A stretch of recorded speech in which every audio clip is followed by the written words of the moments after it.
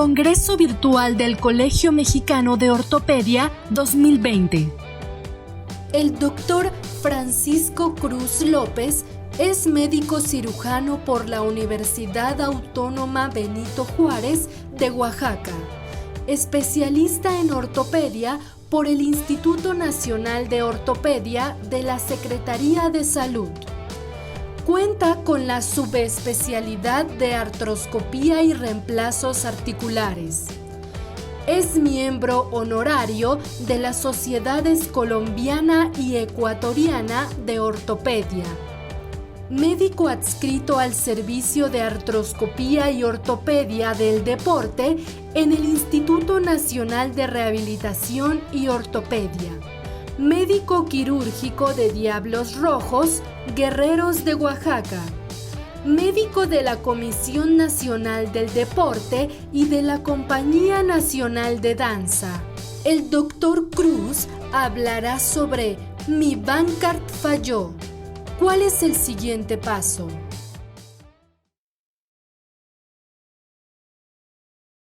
Hola, ¿cómo están? Soy el doctor Francisco Cruz López, trabajo en el Instituto Nacional de Rehabilitación y el tema que me toca desarrollar ahora es Mi Bancard falló.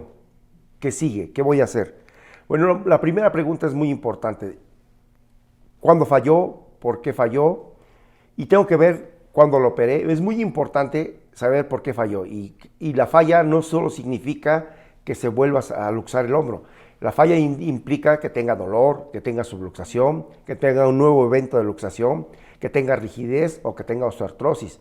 La infección también es una falla, la condrolisis y problemas con las anclas y con suturas. Y lo más grave, lesiones neurológicas, que realmente son pocos. Todo esto es lo que tenemos que englobar en por qué falló. Y lo primero que me tengo que preguntar es qué le hice, cómo le hice.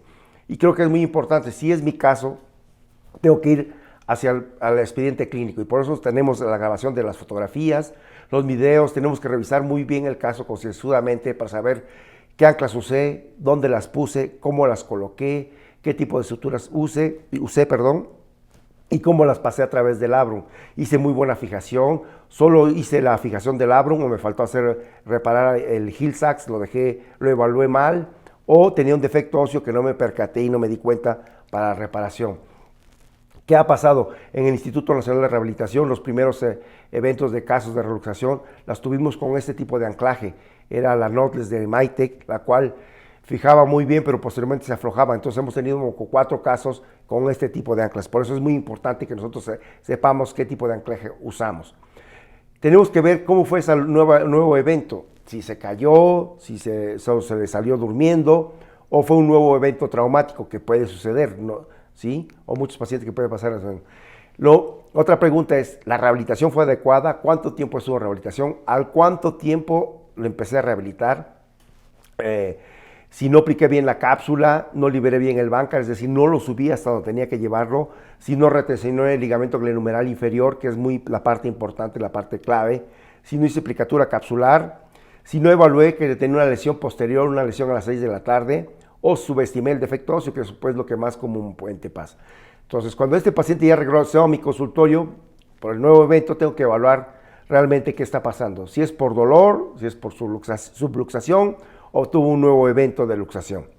Y lo más importante es la exploración física para saber qué rangos de movimiento tiene en todos los planos, ¿no? Si tiene aprehensión, que me puede indicar que es una subluxación, si tiene sulcus, que puede implicar o referirme que se aflojaron los ligamentos glenohumerales inferiores y que probablemente tenga un nuevo evento de Bancard. Si el paciente tiene un test de máxima abducción, es decir, que está haciendo esta maniobra de abrir el brazo y ya siente que se le sale, probablemente tenga una fractura ósea y tengo que tener mucho cuidado durante la exploración física. Muy importante ver la carga y el desplazamiento de la cabeza con las maniobras para saber en qué me estoy enfrentando. Ya que la evalué clínicamente, obviamente tengo que empezar a estudiarlo y el estudio implica tener varias radiografías, AP verdadera, para saber dónde están colocados los anclajes. Desafortunadamente, actualmente los anclajes muchos son biabsorbibles, son muchos de sutura y no se ven. Desventaja para la radiografía, ventaja para la resonancia magnética. Pero yo me puedo dar cuenta en la radiografía si coloqué muy altas mis anclas, las medialicé demasiado, puedo tener auxiliares que me puedan ayudar.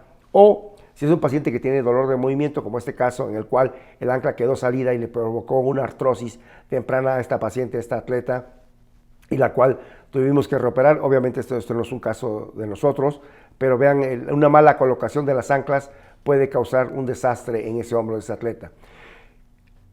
¿Resonancia o artrorresonancia? Para mí, en estos casos, lo más importante es hacer una artrorresonancia, porque necesitamos ver dónde se encontraban las anclas anteriores, ver si se está fugando el líquido hacia el mango rotador, ver si tiene una lesión alza que no pudimos llevar atrás o levantarla. Tenemos que evaluar cómo está el receso axilar, es decir, nos puede dar datos si hay un fragmento libre interarticular y darnos una idea y empezar a planear qué vamos a hacer, ¿sí?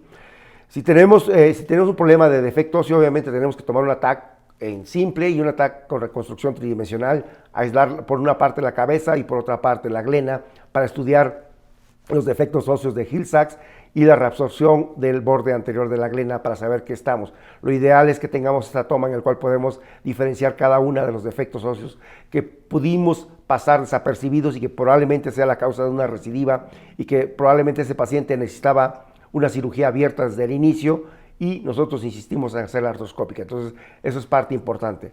Yo lo que estamos haciendo en el instituto para estudiar, hacemos esta ABERTAC, el cual colocamos al paciente abducción, rotación externa, y ya podemos darnos cuenta que tiene un defecto de Hill-Sachs importante y un defecto anterior de la glena. Entonces, si ya vemos que es un defecto bipolar importante, pues tal vez nos equivocamos en haber hecho una elección artroscópica y esto hubiera solucionado mejor con una cirugía abierta.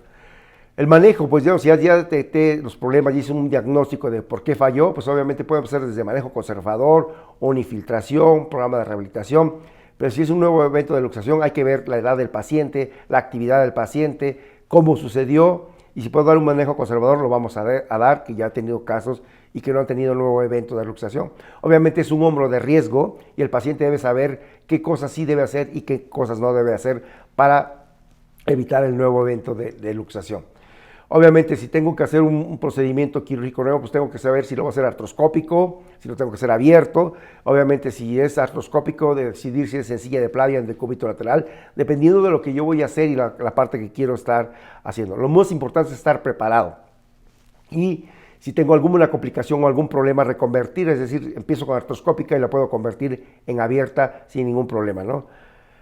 Siempre tener pensado que es la crestilla, que estos son unos casos que llegaron a la consulta y vean, tiene dos cirugías previas, una abierta y una artroscópica, tenía lesión del deltoides y bajo anestesia tenemos que saber qué le vamos a hacer a este paciente, hacia dónde se mueve el hombro. Probablemente era una inestabilidad multidireccional, la cual no evalué perfectamente y solamente fijé el bancar y ahora el paciente se está luxándose en la parte posterior, el cual ya me pasó en un caso y no lo evalué, tuve que entrar después a hacer una fijación del anclaje posterior.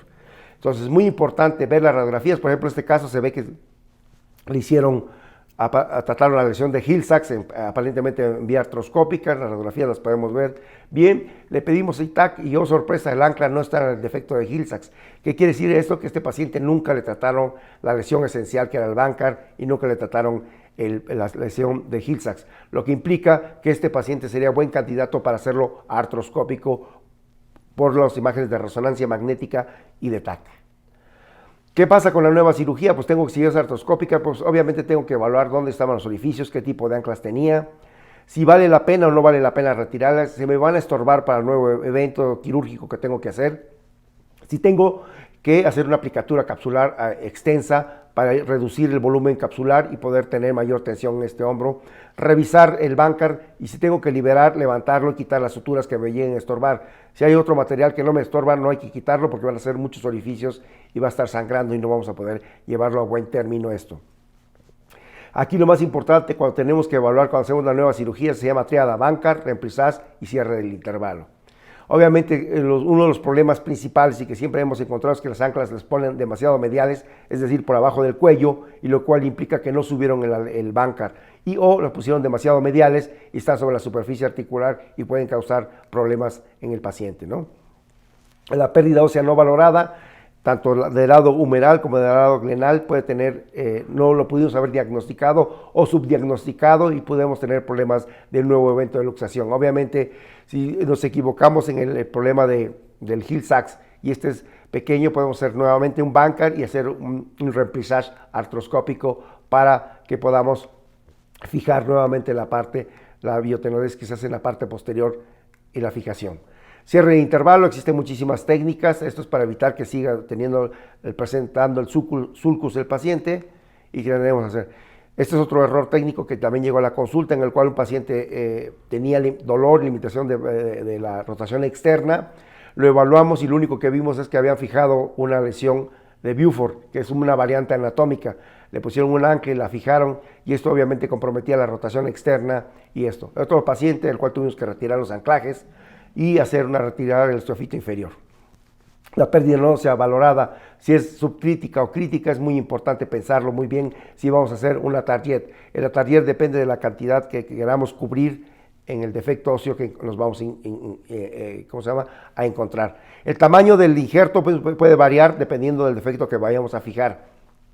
Puede ser, pero lo ideal es de 1.5 hasta 2.55 centímetros y yo recomiendo hacerlo abierto artroscópicamente, nos vamos a tardar mucho, ya tiene mucha fibrosis y va a sangrar, entonces evítense problemas y si tienen que hacerlo abierto, vayan directo abierto para fijación. 1 o 2 tornillos, no se pone de acuerdo a la literatura mundial y va igual 1 o 2 tornillos. El target obviamente es una muy buena indicación. Los defectos bipolares no lo